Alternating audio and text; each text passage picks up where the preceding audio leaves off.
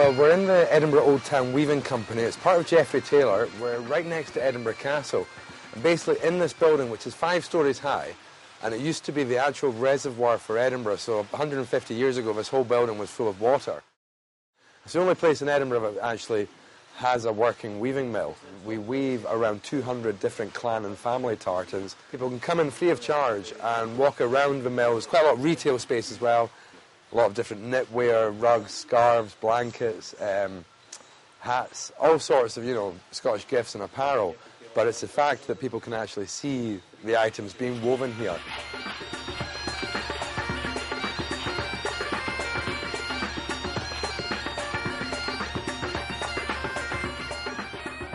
We have the yarn going onto the warping machine and basically creating the tartans from scratch and then being woven down in the basement.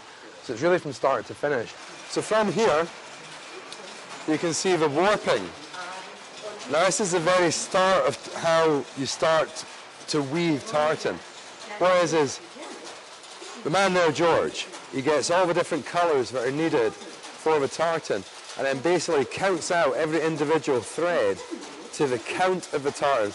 So say for example a tartan like that is actually on the loom there. That's what he's doing. So from that I can tell that's Wallace, and from that I can probably tell it's Macintosh.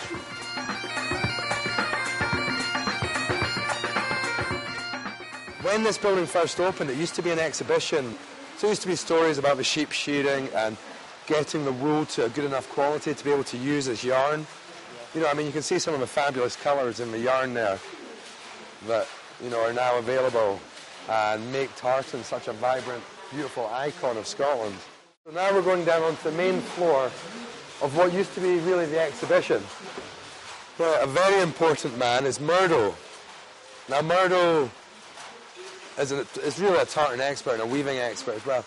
He checks the cloth for any flaws and problems and gets it all, and does the stock control and cuts it into pieces for kilts. So, always very busy, keeping an eye on the cloth, checking the edges as well. Because the way we weave our cloth is very traditional. A proper traditional kilt should never really have a hemline, and what it has is this traditional kind of rough selvage edge, that kind of just is completely natural. This is the part that the public never see. Yeah. Scary stairways. It's all a bit haunted.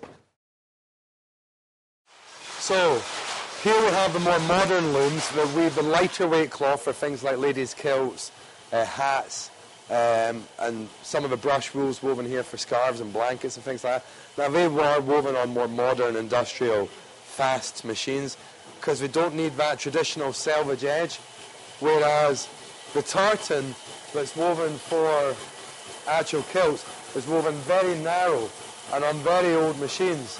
Sorry, how old is this machine again? 60 odd years old, this machine. So you can see it becomes very hard to get the parts and keep it in working order. Now this is very interesting. This is Scottish workmanship. This is the first ever binary computer. And this goes back centuries and basically works on holes. The pegs pick up the different holes and tells to change colour. Thank you. That sort of explains how it works. So white, maroon, black, that's the coding. And these are all the different tartans. So say for example, that one's bared. Yeah. I find this one of the most fascinating parts about the whole weaving thing, of how actually clever and technical it is. It's not just a case of just shooting yarn across back and forth. There's real ingenuity to it.